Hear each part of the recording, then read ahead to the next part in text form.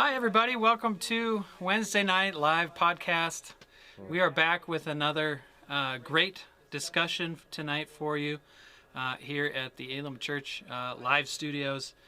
We are doing this live, and we are separated by some walls and some spaces, and I think it's going to work out just great tonight. So if you have a question or a comment during this time, I'll be monitoring those online, and make sure that you ask those questions, and make those comments, and we'll try to address anything that comes up.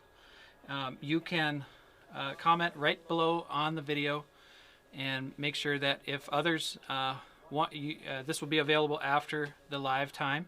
So I see Patty Kelly's are watching.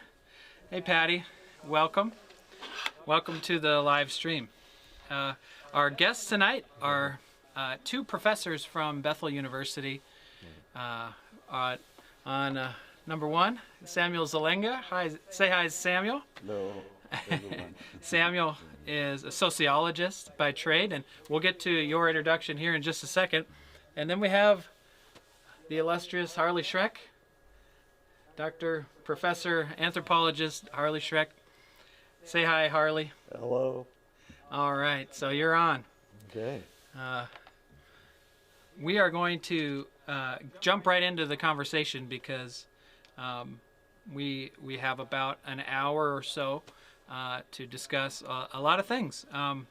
Let me start with Samuel. Samuel, you teach classes at Bethel. I took a few class titles off of the paper you recently wrote that maybe we'll talk about later. But you teach race, ethnicity, and peacemaking, religion in society, social theory, an introduction to global social problems. So these are the easy courses at Bethel, is that right?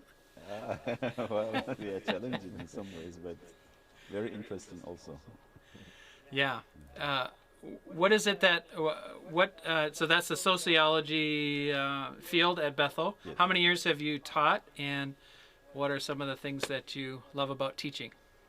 Okay, thank you very much for the invitation and for this opportunity to participate in the program.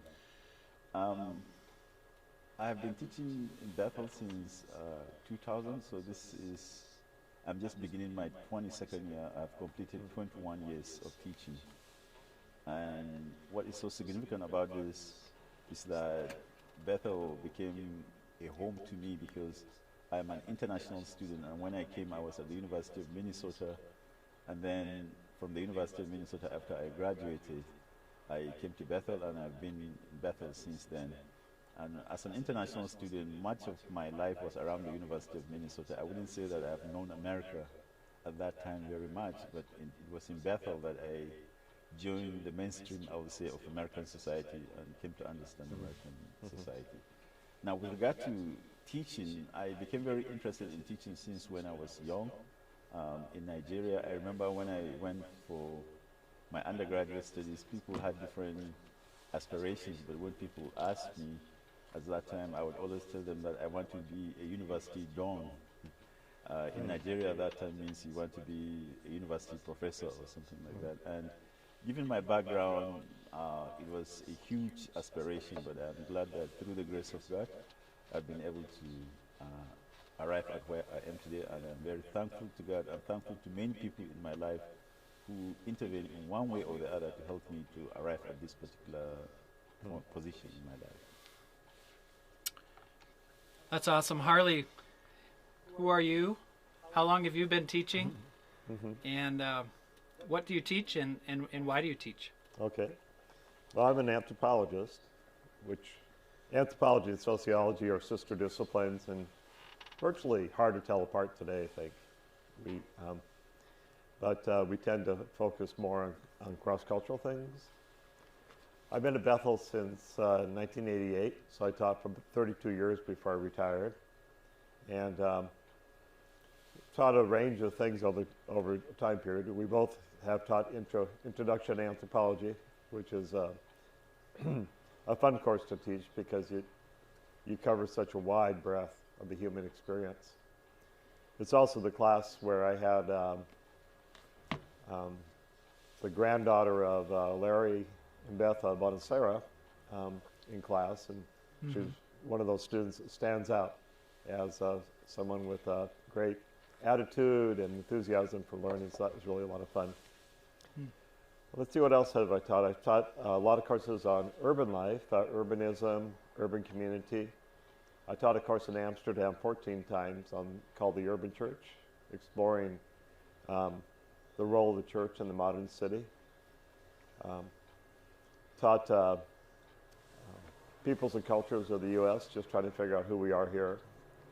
Samuel knows, probably figure it out better than I do, but I'm still trying to figure that one out. Yeah. Then I did field work in the South Pacific, and I taught courses of peoples and cultures of Oceania. And that was really a fun course to teach, just because it was brand new to students and outside their experience. There's a lot of other courses too, but another area I taught in is looking at aging, and taught an undergraduate course in aging in a grain world, looking at what aging means today as our population ages, as longevity pushes its way out further and further. And then Samuel and I both taught in a master's in gerontology program. Somehow I was able to find room in Samuel's schedule for that, because he's quite busy, but he just taught this wonderful course about aging and diversity, and really added a lot to the program. I'm wondering, for the rest of us, could you all help us with what is the difference between sociology and anthropology? I hear that sociologists like to hang out in groups. Yeah. That's why we have Harley in the other room. Right. But could maybe one of you just speak to the rest of us lay people? What is sociology and anthropology? What are the differences? Quickly. Yeah, I'll say something real briefly, and Sam, you can expand upon it, I think. Traditionally, anthropologists have tended to study the other, study non-Western cultures. Sociology, bread and butter for a long time was a Western culture, but that certainly has changed. So one difference is where we study. Another difference is anthropologists tend to look more at maybe communities and culture, more small-scale aspects of society, and sociologists tend to look more at social systems and more large-scale. And in the past, sociologists tended to use quantitative methods a lot more, the use of statistics, and anthropologists have tended to use ethnography, which is more qualitative and descriptive. Then anthropologists get to wear cool clothes like pith helmets, and sociologists can't do that. So what do you say, Samuel? Yeah, exactly. This is probably what I would have said, and I think I can sense the difference between the two disciplines significantly, because when I started teaching Introduction to Anthropology, I could just see from the introductory text, when you compare it to an introductory text to sociology, the significant difference. I think one major thing I would like to add to what Harley said is that anthropology tries to look at society or communities in a holistic way. Yeah. And by holistic way, I mean you do not just go, for instance, to a place and ask them some 10, 15 questions on a specific issue and then leave. You come and publish something and just say that this is what these people really are, or whatever. Anthropologists, I really appreciate what they do in the sense that they, as he said, they do ethnography, and ethnography, in some cases, some anthropologists stay for a year or even more in a particular community. Because if you want to understand a people or even a person, it's not just through formal interviews, but through casual interactions. People would be able to express who they really are. And so anthropology, I would say, is more holistic. Of course, there are some sociologists that try to do some of that kind of study. So right now, as Harley said, the boundaries are actually very porous. There are many sociologists, there are many anthropologists who do work that I think can be very sociological. And after I came to Bethel, I felt I could have pursued my career by studying anthropology, actually, even if I didn't study sociology. I think it's somewhat foreign to us Americans because we tend to be more individualists. The term rugged individualist is kind of in our DNA. We like to think about what we think is right, our truth, our particular truth, whereas a sociologist will study more broadly the characteristics of groups, and certainly that can be controversial for people who think, oh, I'm an individual, you can't label me, you can't make me into someone else, that I don't fit into that category very neatly, come up with a new category for me because I'm an individual. What is, I guess from my standpoint, not having studied it much, what are the roadblocks you feel exist out there when either of you start talking about what is a human, and what is a society? What are some of those roadblocks that go up in people's minds? I'll let Samuel start. The roadblocks to what is human and what is society, I think it's a very interesting question, and let me connect it to some of my own teaching experience. There was a time when, after teaching for a very long time, I realized that one fundamental question that all of us need to answer, and I decided every semester when I start teaching a course, I will ask the students, I'll send them an email and say, on the first day of class, I want you to come to class with a typewritten answer to these two questions. What does it mean to be human, and what do we owe each other for being human? I know it is a very difficult question, but that's where the conversation really starts for me, because and that challenges this idea of rugged individualism, because I can say I'm a sociology, I am trained, I graduated from this school or whatever. I can even sit down in my office and look at all those books that I have and whatever. But does that make me to be more human than somebody who does not have GED in America, or somebody who has not gone to school somewhere, okay? So this compelled me to think very deeply, and thinking deeply here compelled me to develop this need for humility, okay? It's very, very important. So I think the issue is ego, in my view, in terms of the individual, how ego can become an important way people define themselves, and it can become an obstacle for us to even connect or see the humanity of each other. And I think Reinhold Niebuhr has raised this issue really, really very much, especially when he talked about obstacles to justice. And then with regard to society, I think I would say that there are different ways to understand society. There are some who believe that if you really want to understand every human society, the important thing is to understand it from the point of view of ideas. What are the dominant ideas that shape that particular society? Some people call it zeitgeist, the dominant ideas. And then there are some people who believe that if you want to understand every human society, you have to understand how they produce and reproduce their material life. And what does that mean?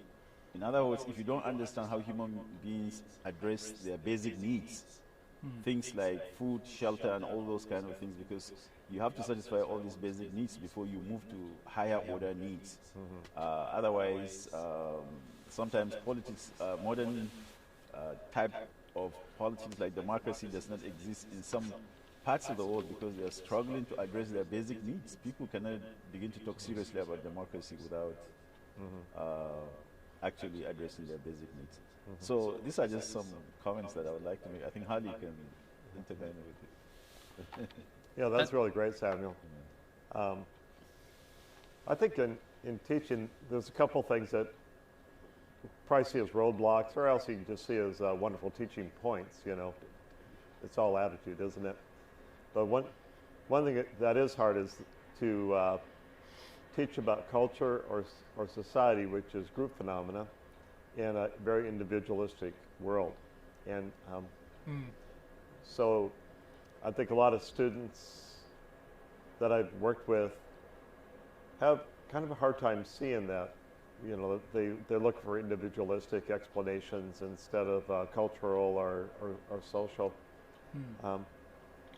I think the best way to get at that is to take students out of their comfort zones into other cultural settings, either here in the United States or elsewhere, where the reality of cultural differences, it just hits them in the face. It's just too obvious to ignore. So I think individualism sometimes is kind of a roadblock. And, it really, well, Samuel, in the human history, what is it, post-Renaissance? The idea of an individual in Western thought is something relatively new, so Mayberry Lewis has he's an anthropologist who has a video series where he talks about the emergence of individualism and how revolutionary that was in history. Another roadblock, I think, especially at Bethel, where we have a lot of students from the dominant culture, a lot of white students from North America, is the idea of culture itself. I've had so many students who have argued that they don't have a culture. No one has a culture. They're just like everybody else. And it's difficult for them to see themselves as cultural beings sometimes. It's hard to escape that if you're not from the dominant culture, because you are faced with that every day. Again, that's why I like taking students overseas to India or to Amsterdam, because the reality of culture and cultural differences show up pretty starkly. I remember one student, we went through a whole series of analysis where students look at their own cultural background, at their social class, at a religious background, ethnic heritage, blah, blah, blah. And a student did a wonderful job putting together about a 30-page study of himself, and wrote a very nice job. But at the end, in large handwriting, big scrawl on the last page, and he said, I finished the assignment, I did what I'm supposed to do, but the reality is that it's only me, I am me, there's no one else, it's just me, none of this makes sense, it's just me. And I thought, well, there was one person that I didn't convert. I think one of the related topics to this is certainly, Sam, you said in your dissertation you wrote about politics, or the political sociology, in that whether we like it or not, we do associate with groups, and whether we like it or not, we have a culture. As the saying goes, I think it was a philosopher who said, the fish doesn't know that it's swimming in water until it jumps out of the water, right? Until it jumps out of the fishbowl and is able to reflect on the fact that it lived in a fishbowl in the water. And the water that we swim in every day is the water that we're familiar with, and we don't even see it. It's an invisible, culture is an invisible force that pushes and pulls us in different directions. One of the things that we chatted about earlier was the role of spiritual formation in a student, and the role of biography. And Samuel, you've written about that. Can you tell us what is the role, first of all, what constitutes spiritual formation, and then what's the role of, say, telling the stories of the lives of people in biography, which I'm assuming that's what you mean. But could you unpack that for us a little bit? Yeah.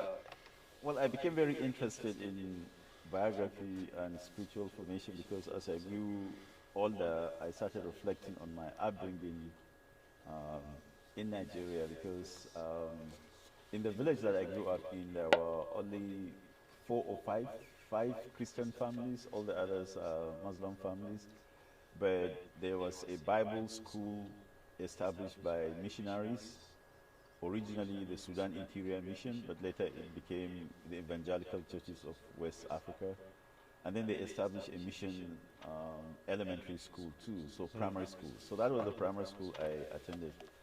Now, of course, at that time, I didn't know what I was being taught in Sunday school, and my mother was very puritanical in the sense that we would always have Bible study at home, and then even when we were in elementary school, because it was a Christian school. I remember even when I was in primary school, they would give us an exam where we should draw the map of Apostle Paul's first missionary journey or something like that, something that I may not be able to do now.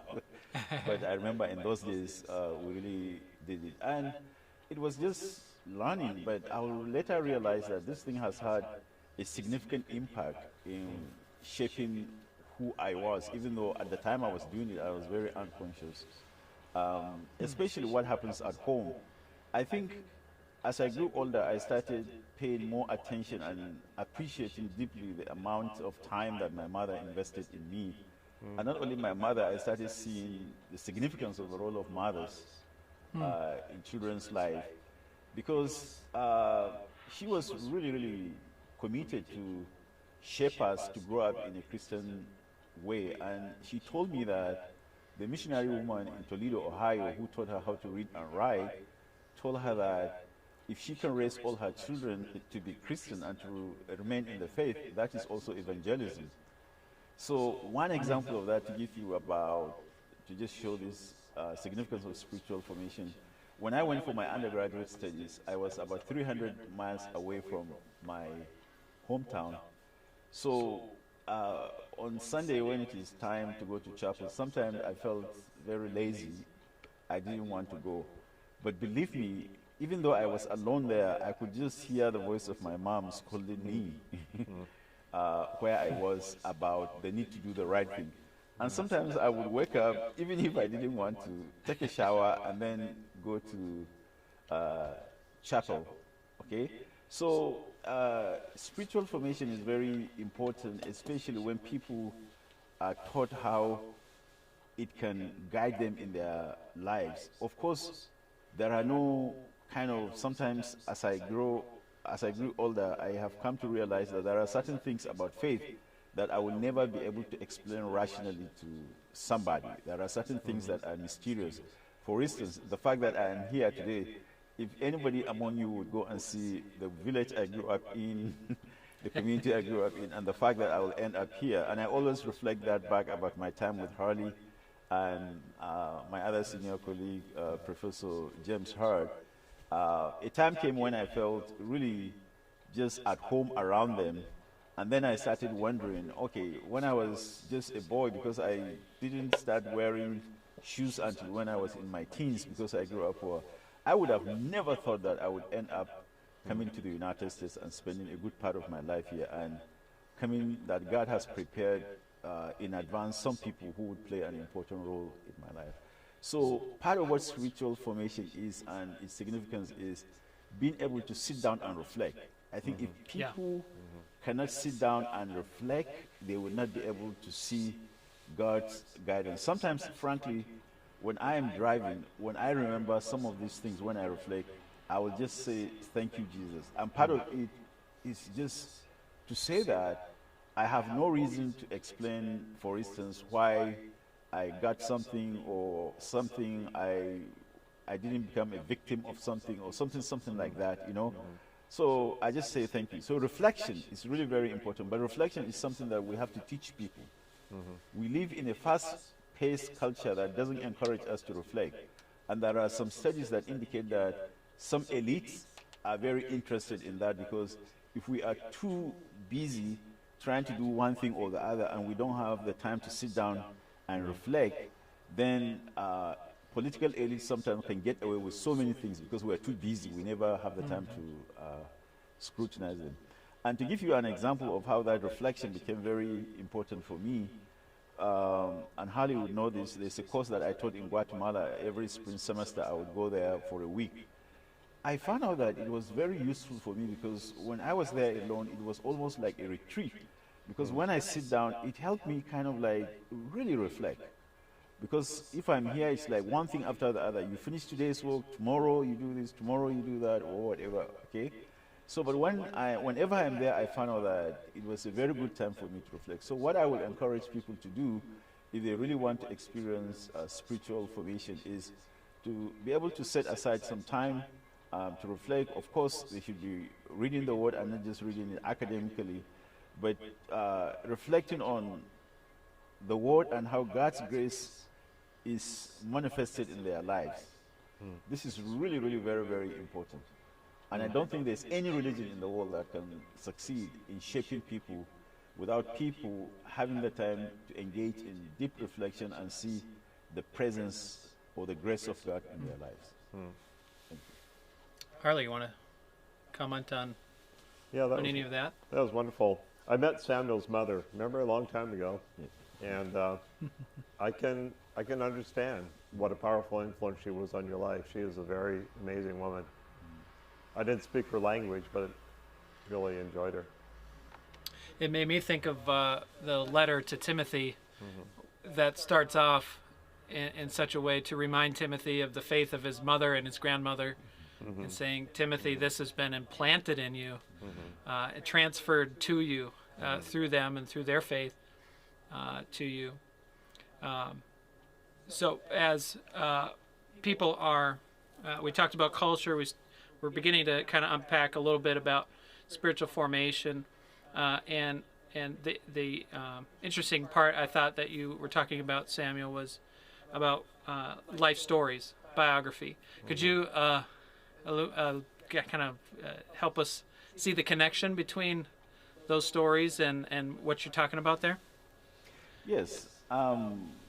Actually, I became very interested in life stories or life history, as some people would call it, because that was one course that I taught. And then when I was writing my dissertation, I came across something about life history, the life history method, where the way you understand what shapes a person's life or even the decisions that they have made is to look at their life history, the small things that happen, because sometimes we look at the big decisions that people really make.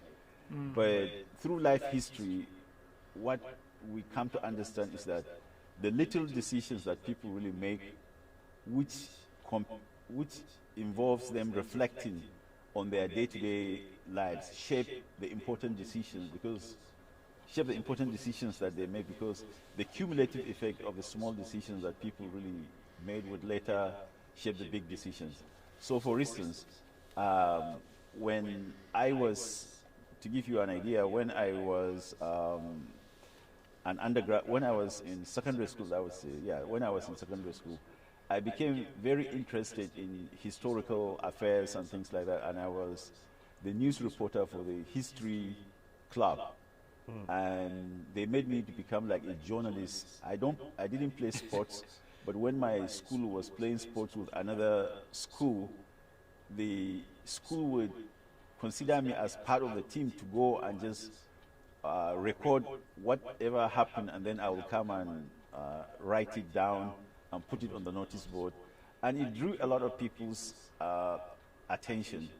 So this little writing I was doing at that time would later influence the importance of writing in my life, that through writing you can make quite a lot of, you can influence the way people understand you or understand other things. And then when I was in college, one of the things that I did, again to show how these small life history things, for one, even if somebody was from a different ethnic group from me or religion in Nigeria when we were in school, I tried to build a relationship with them. And this has been very helpful to me, that simply because I disagree with somebody politically or whatever, that doesn't mean that we cannot relate to each other. The important thing is we should try to find some common grounds, okay? Yeah. Finding common grounds is really very, very important, because otherwise there's a tendency for people to be polarized. So this is something that was part of my life history in a small way. But as I grew older, it will help me very much. Living in the United States, I understand all the different political orientations in the United States, but my desire always is to see how, even if someone's opinion differs from mine, I understand how he or she arrives at her or his opinion, and then how we can create common grounds. The other example I want to give also is when I was an undergraduate, to just show how small decisions in your life history can help you make big decisions. Every day, when I'm in class, I will take notes when the professor was teaching. and I'll take rough notes because sometimes you could not take everything in detail or neatly. So when I come home every evening, I'll go and compile the notes in detail, remembering all what the professor really wrote. And I had my notebooks, and I found out that when I did that, literally, if there's anything difficult in the subject matter that I need to pay attention to, when I'm compiling the notes, I will see that this thing is a little bit complicated or more complicated than other things I need to pay attention to. But compiling these notes just helped me in such a way that it gave me a very solid background. Some of the books that I read when I was an undergraduate, for instance, shaped my way of thinking in a lot of ways. And some of these books were on the United States, to be frank with you. So life history is about the small decisions that we make on a day-to-day basis, the meaning we draw out of them, and how they shape our worldview. Some people will call this phenomenology or phenomenological. It's a big word in sociology. But the idea of how we make meaning in our lives by reflecting on these simple decisions. And even here in Bethel, for instance, when I reflect back at the time I came to Bethel, because it was not as diverse as it is now, and then the small things here and there that people did to just help me kind of become acculturated to the environment and things like that. Small decisions here and there are what made it possible for me to be there for 21 years. Because I know probably when I came, many people would not have thought that I would be there for up to 21 years. But it is this kind of reflecting on a relationship, the things you do on a day-to-day basis that can help you to build bridges and cultivate relationships. So they are the things that help you. The cumulative effect of all this help us to make the big decisions that we see at the end. It's awesome. You make me think of Jesus' words that we are to love our enemies, in that fact that behind every enemy is a story, because the person is made up of the collection of many stories. I think it was, I heard a recent quote by the film critic, philosopher Zizek, who said essentially that when we deal with people, we're dealing with subjectivity. We're dealing with story. It's complex. And when we think about those whom we might dislike or not agree with, we tend to label people in objective terms, when actually there's quite a subjective history that stands behind each and every individual, each and every person, and the multitude of decisions they make from day to day, that constitutes their life and how they feel and think about things. But too often we tend to make labels and make assumptions and make judgments on others that are just unfair. Harley, what you want to comment on or have thoughts about storytelling, constructing identities within culture, or how you mentioned traveling to other countries. I got to go to India with you 2 winters ago, and I've been to India before, but it was great because we were able to go with some other people here from church and with some students and help them kind of reflect on being in India together. What I know that's been a big part of what you said, helps people reflect on their own subjectivity. More thoughts about that? Yeah. You know, one of the things that impresses me about Samuel's biography, just to go back to that a little bit, is you're from this very small town called Zalanga, in northern Nigeria, right? Yep. But it was probably, you probably experienced a lot more diversity than many people here, even in the cities, experienced. It was Christian and Muslim, right? Yep. And you learn to appreciate that diversity and other people's stories early on. And I would think it's got to be somewhat the influence of your parents, of your mother. And somehow, I don't know where you the bug or appreciation for scholarship and learning, but it showed up early, very early on too, with this history club that you're part of. I think that's very impressive. You know, my own background was much more monocultural than yours. I grew up in Montana, in a Billings, Montana, in a working class neighborhood, total white world. You know, I think that I wasn't even aware that 8 miles away were the Crow, the Northern Cheyenne reservations, Native Americans. Never even occurred to me that they lived there. They were more like what I read about in history books, you know, Native Americans, or unfortunately picked up from films and movies, and what I've learned about playing cowboys and Indians, which was, you know, just played on ethnic stereotypes and of the most deleterious type, really, you know. So that was a world that I grew up in. It was very monocultural, very white, very working class. Everyone was quote unquote Christian,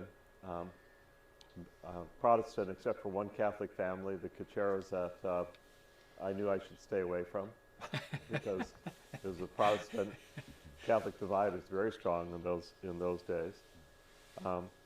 And I grew up with in a world that was very anti-intellectual in many ways. There were no open questions. Everything was answered. Everyone knew exactly the way life was supposed to be. I went to church, but my parents didn't. You know, they dropped me off at Sunday school, and I learned a Christianity that was just a set of rules, you know, and I answered everything. That really did not do me well later on. It didn't answer the big questions. And for me, learning about other people was much more gradual than with you, Samuel. I think that when I was a junior in high school, I got a job as a dishwasher. I was really a good dishwasher, by the way. I'm really fast. But got a job as a dishwasher at a Catholic hospital, St. Vincent's Hospital. And my boss was Sister Mary Eustell, a Catholic nun. And my grandmother was terrified. You know, she's going to tear you away from being a Protestant, and you're going to end up living in a monastery or something like that. You know, it was just terrible. But Sister Mary Eustell was the first real intellectual I met, the first person who really thought about ideas and expanded my world in amazing ways. You know, and spent a lot of time talking with me and asking me about what I'm going to do with my life. And up until that time, I thought, well, what will I do as an adult? I'll either work in the oil refinery or I'll work on the railroad like all the men did in my neighborhood. You know, that was the two choices I had. And she asked questions about, well, is that really what you want to do? And talked a lot about geology. She loved geology, and you know, I caught the idea that you could actually explore and you could think and that you could learn. And I think for me, those conversations were revolutionary and came just in time. I ended up going to college on a Navy ROTC scholarship. And when I hit University of Idaho, I was just overwhelmed by the fact that I remember walking into a prof's office or by a prof's office and seeing these walls of books and thinking, this is a whole different world. You know, our family had the World Book Encyclopedia and the Bible, and those were the only books we had in the house. And I was just seduced by the world of thought and academics, and like Samuel, from the moment I came on campus, my thought was, well, I'm going to return to this world as a prof.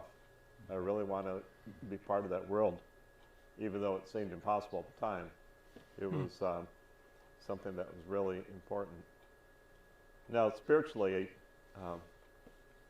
that childhood Christianity ran out and really didn't do me much good as I got into college and on and into the Navy. It wasn't until years later, when I was around 26, and just by accident visited a church in Hawaii that was very, very diverse, and saw a very lively, exciting form of Christianity that crossed boundaries and cross-cultural boundaries, and then met people who asked big questions and were struggling with the meaning of the Vietnam War, for example. Mm-hmm. You know, how do you make sense of that? Well, I was in the middle of it. I had 2 combat tours, and it was clear to my mind that it was unjust, that it was a kind of a hopeless cause, and also struggling with the whole area of civil rights, big questions, and it forced me to become a different kind of Christian, one that dealt with larger questions, and but I didn't have. I think it took me a while, a lot longer than Samuel, to come to those, to the posture of asking those types of questions and seeking answers. Mm-hmm. Thanks, Harley. That's, our own personal faith journeys. The Apostle Paul would say he was one born late, right? Mm-hmm. He persecuted the community of Jesus until probably his middle age, and then had a total life transformation in his middle age, and then became a missionary to the Gentiles of all people. He goes outside of his Jewish community and explores what life is like out in Ephesus and out in Galatia and the provinces beyond, and eventually says, "Please help me get to Spain. I want to go to Spain." Right? And here's an example of someone. It's so interesting that we sit in church all our lives, hearing these kinds of stories, and for me, the switch didn't really turn on until I started traveling abroad, seeing things myself. My first mission trip was to Burma, of all places, northern Burma, and I got to experience what it was like to be followed by the government and watched carefully by the police. And as we were there to celebrate 100 years of the Kachin people and the church there, the Kachin Baptist Church in northern Burma. It was an amazing experience, but for me to truly be able to reflect on who I was, I had to see myself in the mirror through others who I perceived were not like me, but I found out were a lot more like me than I realized. And but when we go on that path of personal faith journey, it can take us a long time, and that's okay. I think when we think about things that are going on these days, and the kind of discussions that have gone really public, discussions about race, discussions about social justice. We're about to start the trial of Derek Chauvin, the police officer directly involved with the death of George Floyd, the one who, in fact, kneeled on his neck until he lost consciousness. And these discussions have gone public, and suddenly Christians are kind of thrown into these discussions, many of us not having reflected at all about our own culture, about the experiences of others in this country that we look at as being exceptional and perfect, which it is not, of course. And suddenly we're tossed into that arena, and I think in many cases Christians, by and large, have been dealt a big blow. Have been many punches landing in the face, and down for the count, so to speak, right? And not responding with kindness, not responding graciously in these kinds of conversations, not responding with humility, like you said earlier, Harley, that it teaches self-reflection, and our faith journey should teach us humility, that to be like Christ. So this is the challenge. This is the challenge of Christian responsibility that we have in our day and age. And that term social justice is thrown around a lot. Some people I know I've heard say it's not social justice, it's God's justice. It's not what a society deems as just. It's Christians we're trying to frame things in our biblical worldview, yet we haven't reflected enough on these things to have anything good to say. What is social justice? And maybe we've already shown how people might be uncomfortable with these conversations, but what is social justice and why is it kind of riling up so many people today? Anybody want to take that? Harley can go first. Okay. Harley can take it? Well, just real briefly, it's just clear looking at Scripture that God condemns those who abuse the poor, condemns those who oppress. That God is concerned with justice at all levels, not interpersonal, social. Israel got in trouble because of the way it treated the poor, because of the way it treated those who were the least powerful. It wasn't just personal choices. It was a whole society that was at fault in terms of systems and practices. Is what we talk about in terms of systemic evil. It was built into it. There's just two passages I wrote down here in preparation to this. Jeremiah 22:3, it says, do justice and righteousness and deliver from the hands of the oppressor him who has been robbed. It's pretty clear. In Luke, Jesus says his mission was to proclaim good news to the poor, liberty to the captives, and recovering of sight to the blind, to set at liberty those who are oppressed. So we're called to, both at a personal level and I think an interpersonal level and a societal level, to think about these issues. I think that we get in trouble when we think the church should rule society, or we think that the church should be society. If we look back at history, the weakest parts of the church's history are when we lived in something called Christendom. When we equated church with power, with structures of power. I think that as Christians, we're called to be the wind that blows justice towards society and towards systems of power, and not to be in power. I think we have a problem today with a good portion of the church equating itself with systems of control and systems of power and political party.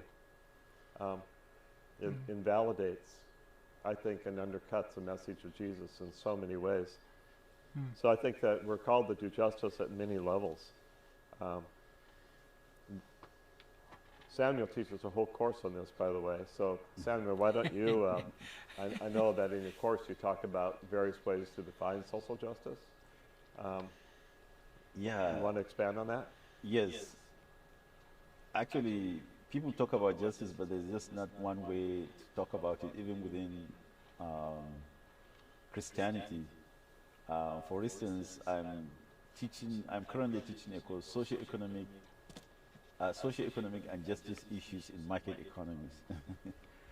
And right now we're discussing 6 different approaches to justice. We started by looking at the utilitarian approach to justice, which is just concerned about cost-benefit analysis primarily. And then we came and discussed John Rawls, which is considered to be justice as fairness. One of the things about John Rawls' approach to justice is that while he recognizes that there will be inequality in society, but any inequality that exists in society should worsen the situation of those at the bottom of the pyramid.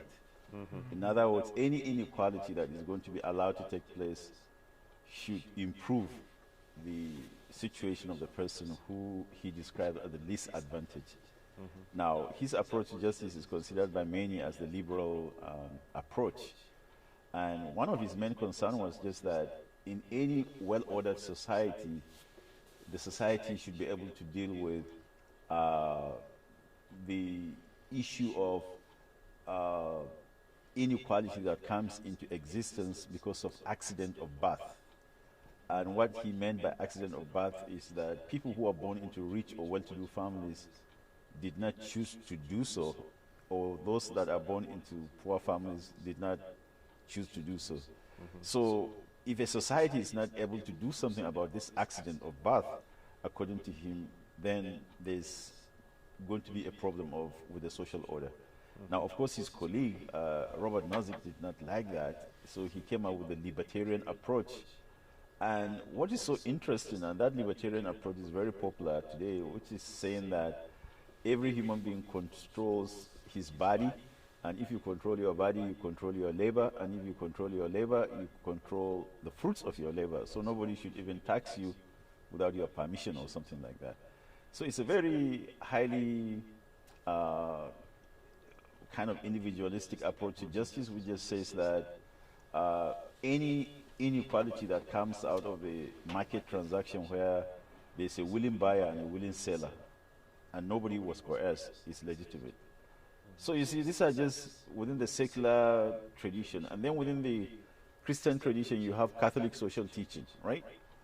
Catholic social teaching has a distinctive approach to justice. And then you have Reinhold Niebuhr, who came up with something called Christian realism, which is just saying that, look, Jesus talked about inequality, justice, and all those kind of things, but these are like ideals that because we have original sin, or we have sin in this world, and we have selfishness and all those kind of things, there's no sacrificial love, we're never going to be able to meet Jesus' standards, so we should be realistic. And some people, I do not think Reinhold Niebuhr intended that being realistic meant that we should abandon the struggle for justice, because he was very concerned about the situation of the poor.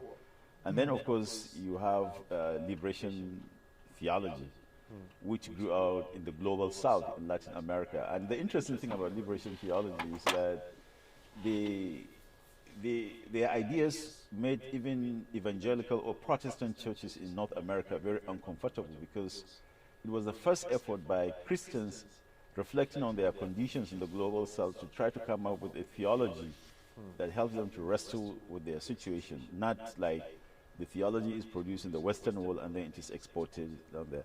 So you can see, as Harley said, there are different approaches to justice, and we need some kind of humility. Now, I know some people are concerned when we talk about justice, like, especially if it's social, they confuse it with socialism or communism. But no, simply because you talk about justice or social justice doesn't mean socialism or communism. Justice is social because it's not just about me. It would be too simplistic for me to think that I'm talking about justice, but it's just about Samuel Zalanga or something like that. That's too narrow. I am part of a community. Since the time of Plato in ancient Greece, there's this idea that if the republic is not thriving, we in the republic are not going to thrive, right? So when there's so much crisis that is affecting the whole United States, we as citizens in the country cannot really thrive. So in this respect, we have to be concerned about the common good. Justice is not just about me, but it is about the common good where all of us participate. So in this respect, justice is really social from this perspective. But we should remember that St. Augustine, in his City of God, made this point, reflecting about the collapse of the Roman Empire, that without justice, we're all a gang of robbers. And to give you an idea of how people push back against this, I was invited in Nigeria by the military think tank to go and make a presentation, and I chose to focus on justice. Because after I served in Nigeria as a Fulbright scholar, I saw serious problem with the question of justice. So then I titled my presentation, the first part of the title as "Without Justice, We're All a Gang of Robbers." And then they wrote me back and just said that, okay, we like the presentation, but please can you change the topic? But I do not know, but because I've been teaching this course for quite some time, what St. Augustine was trying to get across was that this is not a white problem or a Russian problem, British problem or Western problem. It's a human problem. If you have a situation where some people are more powerful than others, and Reinhold Niebuhr actually emphasized that, the inequality in power. He said if you're going to have justice, there has to be a balance of power. If there's no balance in power, there's not going to be justice. And we see, for instance, in the United States that in the post-war period, when it was an era of prosperity or whatever, in spite of any problem that existed at that time, there was some kind of balance of power between capital and labor, okay? But gradually, as we move towards the end of the 20th century, and then after the 20th century, labor has lost any kind of power or influence that it has, so capital has become more dominant. So the relevance of St. Augustine to us is that if there's inequality in power, and given the fact that we are sinners, people can be very much carried away by their desires, especially appetitive desires or whatever, they can treat other people like trash. This is not, if you look back, it happened in ancient Greece, ancient Rome, you read France before the French Revolution, all these things really happened, okay? So without justice in a society, we're just going to end up as a gang of robbers because the strong among us can take advantage. And let me conclude just by saying this. When I was in Nigeria, they invited me one day to make a presentation about restructuring Nigeria. They said the federal system is unfair to certain minority ethnic groups or whatever. I told them that in principle I have no objection. As societies change, they will need to go through some restructuring. Even organizations need to go through some restructuring sometimes as they change. But I told them that if they do not address the question of justice, they are just talking about restructuring. I said even if every family in Nigeria gets its own state, or it gets its own county or whatever, every family has its own county or state. If there is no justice, if you don't sit down and address, as difficult as this issue is, if you do not address what justice is and the need for justice in society, there's still going to be fighting, there's still going to be conflict in Nigeria. And I think it applies to us even in the United States today.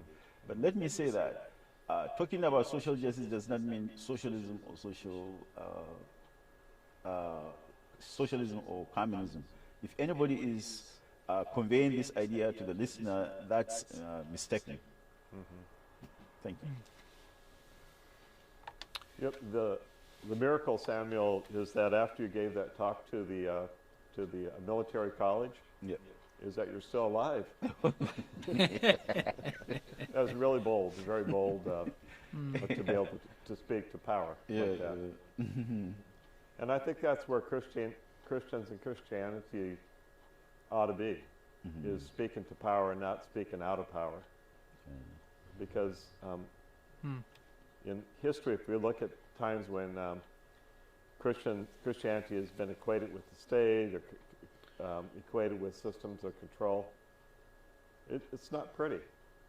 You know, it's quickly turned to abuse. It's quickly turned to control of others. It's quickly turned to corruption. But again, speaking to power is, I think, a really good role. I used to work for World Vision at one time, and I really like what World Vision says about justice. They have been criticized for years because they work in areas of development and change and not just evangelism. They do evangelism, but they do other things too. And what they say about justice is, quote, "As Christians, the building blocks of social justice lie in human dignity, human flourishing, and the sacredness of life. The course of social justice is God's perfect righteousness, justice, and radical love. Social justice is about creating kingdom space in the here and now, giving witness to the just society yet to come," unquote. They talk about kingdom space, not kingdoms, and they talk about that blessed hope that we have. And I think it's really, really good to, as Christians, to remember that we really need to have an awful lot of humility in this area, and that it's Christ who does the work, and we're coming along Christ's work in social justice. And we have a lot to learn. Samuel, have anything else to add to that? Well, two things. Again, from the courses that I teach, there's one thing that has really scared me, that I discovered in the course that I've been teaching on justice, and that is in America or even in Africa or other parts of the world, we use because the name of God is used in a lot of things, right? God. But what I've come to understand is just that, and there's this book written by two professors at, I think, Baylor University, Frozy and Bader, titled America's Four Gods. So the point I want to make here is a distinction between, for instance, the idea of God that we might have in the Bible, which can be idealistic and things like that, and then how just regular Americans on day-to-day basis really understand God.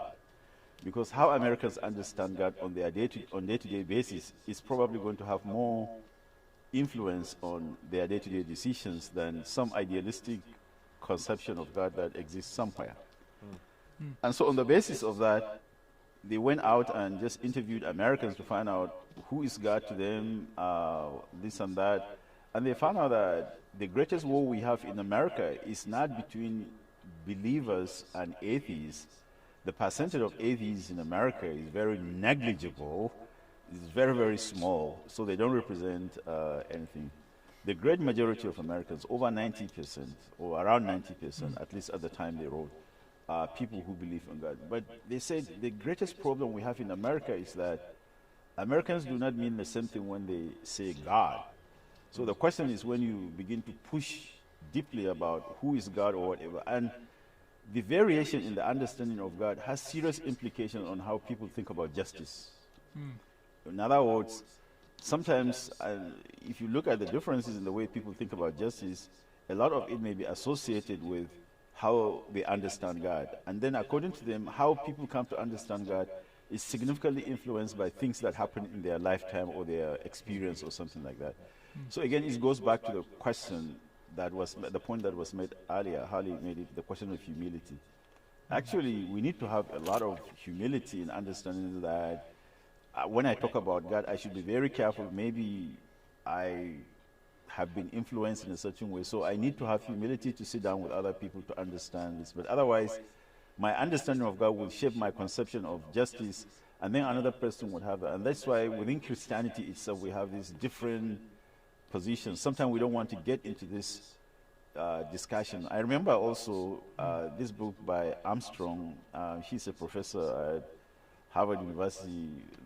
The book is titled A History of God. Initially, when I saw it, I said, oh my God, this is really offensive. How can somebody write a history of God? But her argument is that God is a mystery, and if there's anything I'm going to say about God, I, Samuel Zalanga, would be limited to my experience. If there's anything about God that I can say, unless it is within my experience, I cannot say anything about it, to be frank with you, because it is beyond me.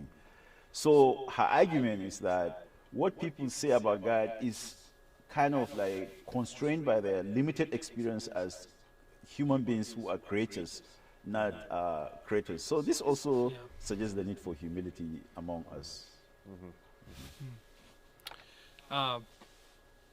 You know, and this gets at the question of idolatry, right? Yep. As well.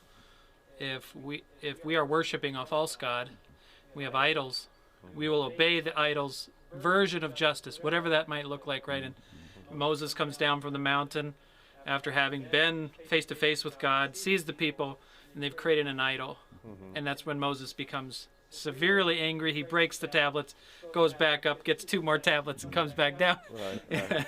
and then he gives the tablets and the commands to people so that they might know what is good, what is just, what is here's how to love God, here's how to love your neighbor. Here's what God expects from us. And we've kind of gotten away from, you know, we're not a fan of the 10 Commandments anymore because we're afraid of legalism. But oh my goodness, the 10 Commandments are God's own words to us, revealing just how we ought to see one another, behave one another, how we ought to relate to Him as God, as our deliverer, our liberator, the one who gave us freedom. Too often we allow the world to define God. We allow whoever it might be on TV or social media to define what God is. We go outside of the Bible, or we strive to maybe make up our own versions of God. And like what you said, Sam, I think really hits it on the head. The experiences that we have, we attribute to God being the arbiter of whatever we were dealt in life. And too often we make God the culprit for all the evil in the world, when in fact, God says to Job's persecutor, the Satan, do your thing. I'm not involved in this at all. Right? And Satan goes and persecutes Job. And Job is, we know how the story ends, but we tend to lump onto God all of these things. And unfortunately, that causes us to create an incorrect view of God. And then our view of justice is therefore built upon an idol. Certainly, the political realm can become an idol as well, where we trust in the processes of government more than we trust in the sovereignty and goodness of God. Or we trust in money, the almighty dollar and the free market, to do justice for us. That whoever has the best ideas, we trust in the meritocracy. Whoever has the best performances, whoever can perform the best wins. And that is the arbiter of truth and the arbiter of justice. And we are seeing a major economic shift and demographic shift in our country. The income gap is widening. America is becoming less white. I think they said California in the next 10 years is going to be no longer predominantly white. Maybe it's already there. You guys probably know the numbers better than I. But those demographic shifts for white Christians, and even white poor Christians, have brought about a kind of reaction and response that we see now at play, in the January 6th events, where people are very angry. They're looking for justice. They're looking for a version of justice they have made up in their minds, that which includes going and hanging Mike Pence, which includes going and taking back the election results. We engaged in a series of sermons after that moment called "Learning to Lose." Just our response as a church to say, as Christians, we're ready to lose in all these spheres of life if it means holding up the picture of Jesus to the world. If it means, if I means I lose politically, or I lose economically, or if I lose in these ways, God will win in the end. And the test of my faith is whether or not I can walk faithfully with Jesus, even when I lose, or when we lose. And I didn't vote for Trump, so it's not like I lost. But at the same time, we are called to daily pick up our cross and follow Jesus, right? What these shifts, these demographic and economic shifts, have really created movements of people. Maybe we might say part of it's a libertarian movement. Maybe it's a renovation of the Tea Party, don't tax me movement, or other kinds of movements, even on the left, which have begun to kind of bring about their version of justice in a kind of dominating way. How do we keep from making idols of our faith? How do we keep from making idols of God? How do we deal with these demographic shifts and realities facing people today? Are they overblown, or are they real? And how do we address those things? What? To any of you?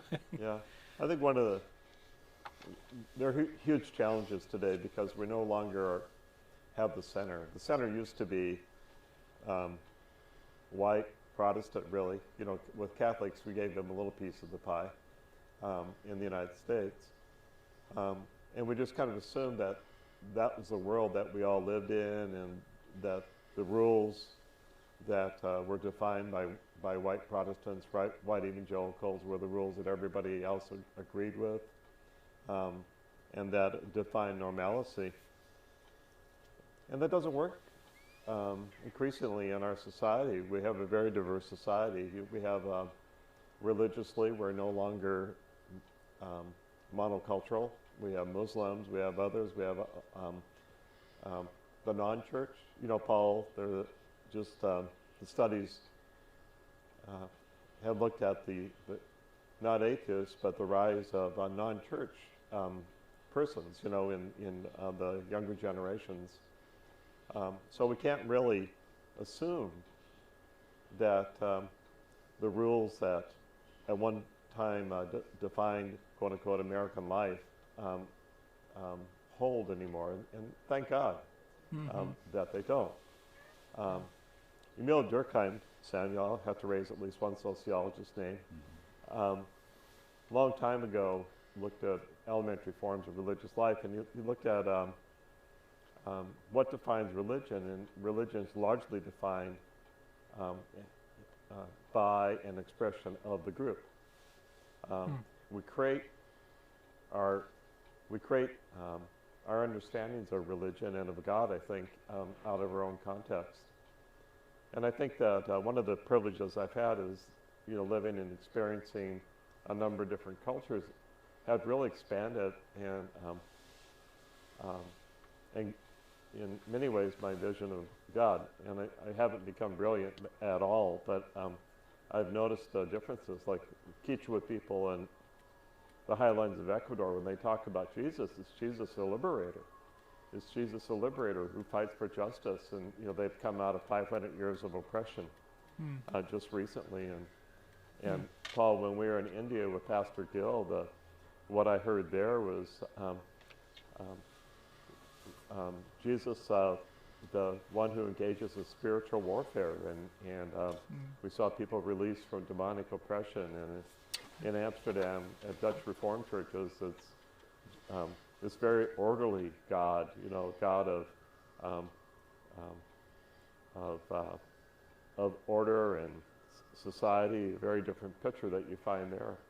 And I think that when we, one of the things that I've really appreciated about all that is that it just helps me see that God is much better than any of our little boxes we put him in. And because the boxes are just our boxes, and they don't, you know, they don't work so well for others. I think we've been decentered in our society where as we try to, and I think a lot of recent social unrest by whites is trying to recapture that center, and that center's gone, and will increasingly be gone over time.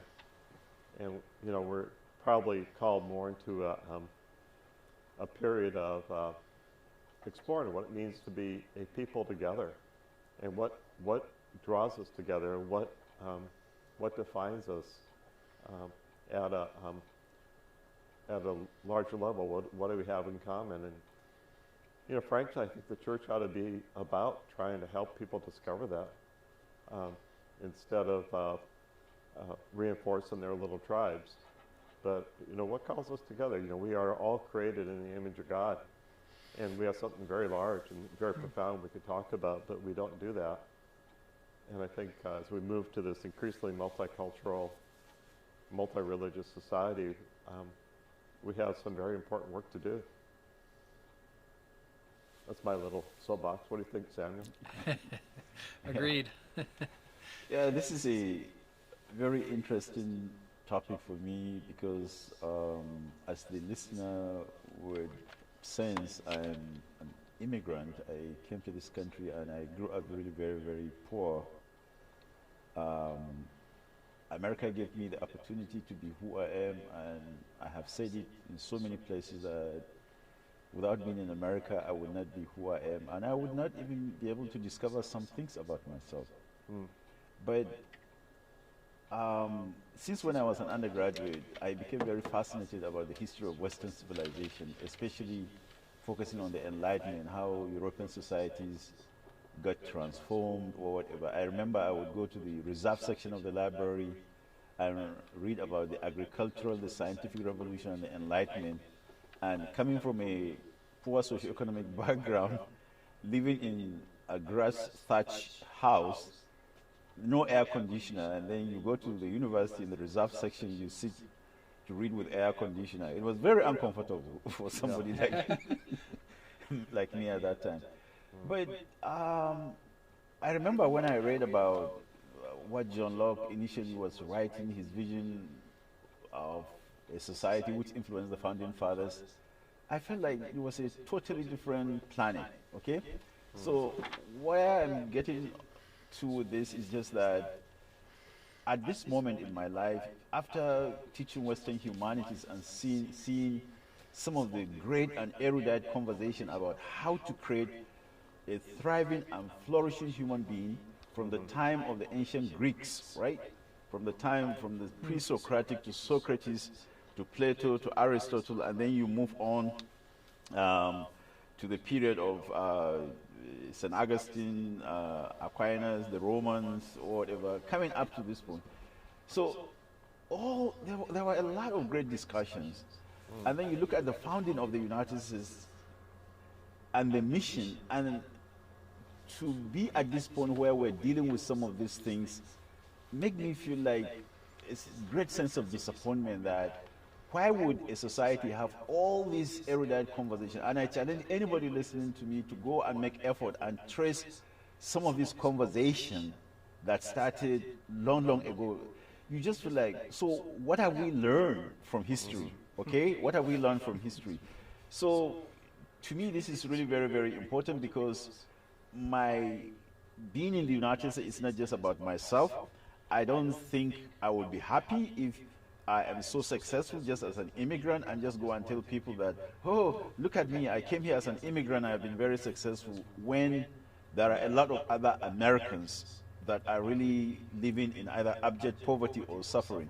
I know that the reason why as an immigrant I have benefited or I've been able to succeed in this country is simply because in the course of the history of this country, some people at some point sacrificed something in order to create a much more better society. And this has been in an evolutionary manner. So for me now to just think like, okay, it's just about the market. If you succeed, fine. If you don't succeed, it's just the market. No. I don't think I would really say so. And then given the diversity, the increased diversity that is taking place in this country, this is a topic that I've been very interested in.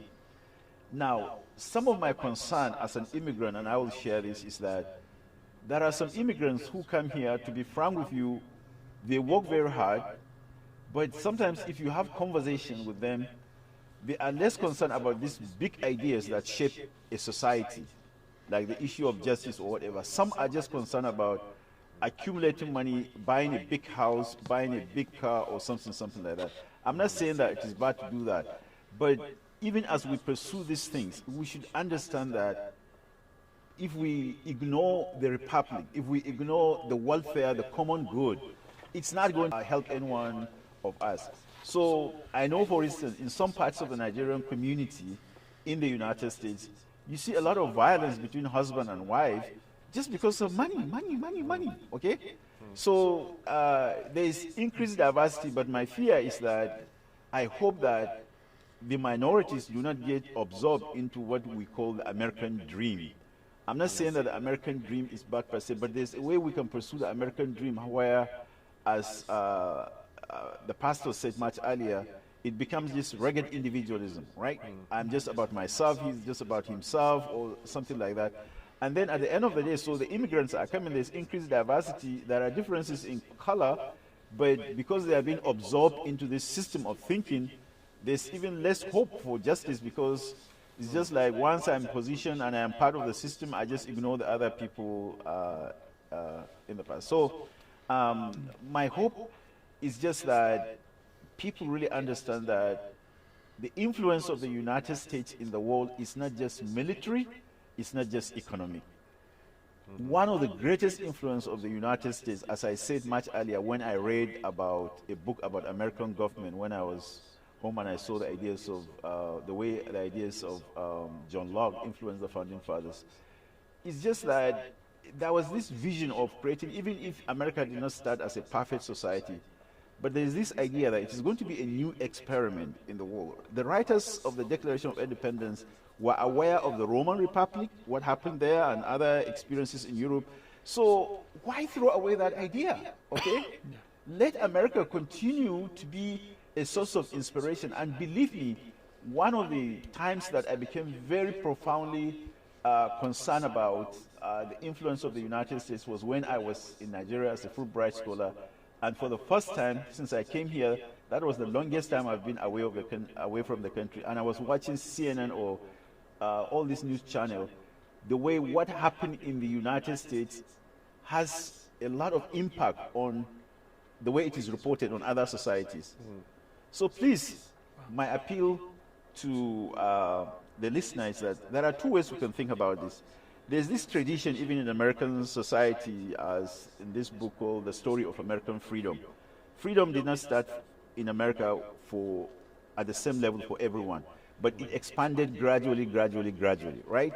So even from that tradition, we can just say, let's not kind of like now begin to withdraw from this struggle. Let's continue in a very meaningful way. We are not going to create a society where everybody is equal. That's not the point. It's not about socialism or communism, but to create a society where everybody would thrive and flourish irrespective of their race, ethnicity, religion, or whatever. This is a great contribution to humanity, because what happens in this country, if the listener is not aware, is having a great influence on other societies.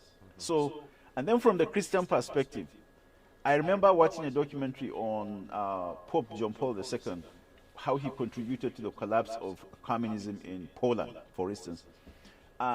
Stalin at one point, or is it somebody was talking about how much military does the church have, or something like that, because he thinks of power in terms of military. But the biography of Pope John Paul II shows that character, people's sense of ethics, can be a major source of power. Okay? So the church should capitalize on that. That it's not about even how many we are, but there's something about the Christian character that even somebody who is not a Christian would have to salute it and say there's something here. And so I don't want America to just be this country where we're just talking about who gets this much, no. Let's set a good example. Let's make sure that we create a society where, irrespective of someone's background, they will be able to thrive and flourish. And hopefully when that person thrives and flourishes like I did, they are not just going to brag and just say, I've succeeded, but they will say, what can I do also to help the other people that are behind? So Samuel. Yes. Preacher, brother. Amen. Preach it. That's what we need to hear. What a good reminder. We have a church next door to us, which is largely West African, Nigerian, Angolan, others. They have a outreach called Rescue Now, which tries to address young families. They also run a food shelf, and last year we partnered with them in starting a winter shelter, an emergency shelter, and it was just an amazing experience to partner with another church in such I think an important service for those. Homelessness only continues to increase in our country, despite our lavish wealth, and I think you hit it on the nail on the head there, that we can have a witness by how we act, our ethics, our sense of right and wrong, and our sense of, I'm going to sacrifice what I could have so that others could have. And it's not a redistribution of wealth from the top, it's from below in that sense with our churches acting. And even Martin Luther, the great reformer, had that idea of the charitable pot, the pot of money for benevolence that would help the community when someone in the community fell fell down, and it helped them get back on their feet. Certainly, throughout history, we've seen how America has started as an experiment in liberty, has struggled in that experiment. We're still struggling, but I do believe we're making strides forward. However, maybe at the expense of going 12 steps back and then 11 steps forward and then 6 back and 8 forward. However you want to look at that, but or how you want to communicate that, we ought not to really lose faith in one another. Can we learn to trust one another? Right. And part of that partnership that we did with the church next door was learning to trust one another and learning to work together toward a common good, and do it in Jesus' name, and have a great time together, and celebrate the Holy Spirit's work in the midst of us as we do that work. But thank you for that word. Thank you, Harley, for your encouragement and your word today about social justice. Help us define that a little bit better, saying what it's not, saying what it is. And thank you for sharing a little bit about your story, your biography, Samuel, and you as well, Harley. I guess the question to you, the listener today, is what faith experiences, what biography would you write about God's grace at work in your life? What challenges do you have in front of you today in terms of Christian responsibility?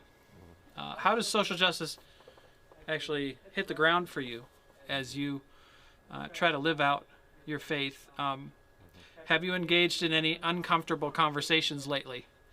I think that's a place of where learning begins, is when you begin having conversations that are uncomfortable at times and maybe jar you in the wrong way.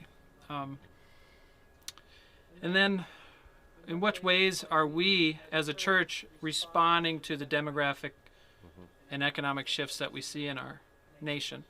I think there's amazing opportunities there. If we don't see them as purely negative, we have opportunities to respond with faithfulness and being that salt and light in the world, kind of as Samuel and Harley alluded to, of being the difference in the world. What other kinds of, just to conclude here, maybe for both of you, I'll have both of you respond to this. What are some practical actions or takeaways for people, kinds of activities and experiences that foster deep learning? What kinds of justice work have you seen that are good, and maybe ones that aren't as effective? What would you lead with our listeners tonight in terms of action steps there? I think just real quickly, crossing boundaries. It's really important to build the church, and it's called bonding relationships. Build community here at Elim. But it's very important to reach out past that too, and the work with the church next door, I think, is really important. The outreach that we have some great examples in our church, actually, of people who do that. The Dissingers, Rick and Beth, have been just great community people, neighborhood people, reaching out and doing things in the neighborhood, getting to know people, and just stepping out of comfort zones and crossing boundaries, and putting ourselves in a place where we can make a difference.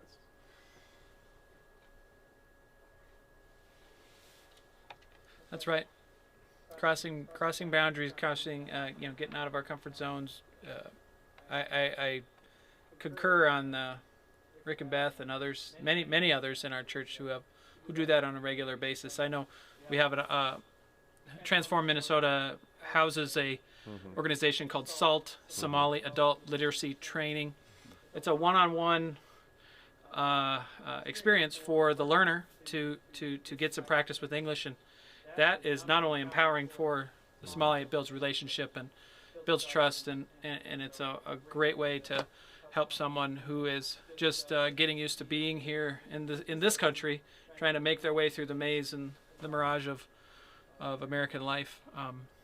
And I know many have participated in that. We had I know the Refugee Life team still is doing work with the family that they had adopted, and kind of helped them. And the day that they were able to buy their home was just an amazing thing. But it was a journey, every step of the way, every step of the way, in helping that precious family find a home and get into a good home. Was awesome. Samuel, do you have any other thoughts or ideas for us as Elim Church? Yeah, I think to add to what Harley said, I think in my reflection, one of the things that I have come to realize is really very, very important. For instance, if the moment I start thinking about what I lack, because sometimes what it means to live in America is that buy this, buy this, buy that, right? Yeah. Then I begin to feel like depressed. Okay? The time that I feel really very energized and get a deep source of meaning in my life is when I feel I'm thinking about how I can make a difference, either in my community or in other people's lives. Now, saying this doesn't mean that I'm telling the listener not to work hard to be able to take care of himself or herself. But long ago, Plato, who is considered to be a pagan philosopher, not Christian, but he made this important point that human psyche is divided into three. You have appetitive desires, and then you have the soul, and then you have the reason, okay? Now, the danger there is that if you allow these appetitive desires, which in Christian language we can call it desires of the flesh, to overwhelm both your reason and your soul, then it means these appetitive desires will just colonize those. And then when they colonize, it means it will be difficult for me to even engage somebody who is the other, because I'm just concerned about myself, okay? Or even when I engage the other person, I'm thinking of using them as an instrument or a means to my own end. I don't see them as having their own end themselves, okay? So it prevents me from appreciating our shared humanity, okay? So what I would encourage, in addition to what Harley said, is just that, yes, I know the kind of society we live in, but I want to draw the attention of the listener that happiness is not just about material accumulation. There are a lot of research studies that really indicate that there are people who are not as wealthy as many Americans are, but because of the way they have configured their life, they have a deeper sense of meaning in life, okay? So being part of a community and then doing something can make a huge difference, because sometimes when you start doing it, you have some clear idea of why you are doing it, but by the time you participate, you're going to see how it has even opened your mind to a larger understanding of our shared humanity. So I would encourage, for me, for instance, at a certain point in my life, I started praying every day for God to give me humility and then to just help me understand how He can use me to make a difference. It's not like I don't care about being able to pay my bills or something like that. But I know that maybe because I grew up poor, that there's no limit to the amount of wealth you can accumulate. Okay, you can give me whatever, but still, in my nature, crude nature, there's nothing that says it is enough. So what makes it enough, or when we talk about contentment, is more about value. So I would encourage the listener to understand that how you configure your values about what material things mean to you is very important about achieving a happiness in your own life and deep sense of meaning, and then the ability to connect with other people who I would consider as the other, because you're not going to treat them as if they are a means to your own end, whatever, but you see them in terms of our shared humanity, that we have this deep shared humanity among ourselves. Great. Those are good words. Harley, did you have any response? I think that I've run out. Well, I want to thank our two guests today, Samuel and Harley. Thank you so much for sharing your time, your thoughts, your learning, and your wisdom.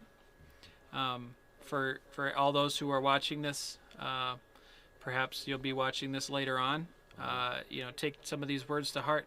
Try to enact some of the good wisdom that we've heard here today. Well, thank you for letting us do this. Yeah, real absolutely. Very much. Yeah, and if you want, please share this video with others who you think might enjoy this content. Give a thumbs up, give a subscribe, so you can catch all of Elim Church podcasts in the future. And we hope. I don't see any comments in the comments section, so with that, I think we're going to pray and conclude this evening right now.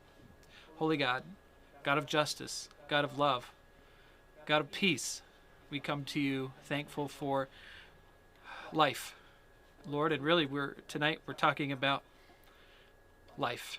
We're talking about what it means to be lives that connect together in a society, lives that work together, lives that breathe, lives that are attuned to your grace, lives that are attuned to the sorrow and sadness that we see in our world, and also lives that are attuned to the joy and the happiness that is available to us in you, Holy Spirit. Holy Spirit, come, reveal to us how we might more closely walk with you. Jesus, we pray that you would fill our lives even fuller, that we could walk with the humility that we've been talking about tonight in such a way that we might find ourselves crossing human boundaries and borders that we didn't think we could before. Lord, we trust you. We know that you are good. We trust you today, knowing that you love us and that you care for us. Lord, we thank you for all those who are listening and who have joined us this evening. We pray your blessings upon each of them tonight. We pray all these things in your holy and precious name. Amen. Amen. God bless everybody. We'll see you again on the next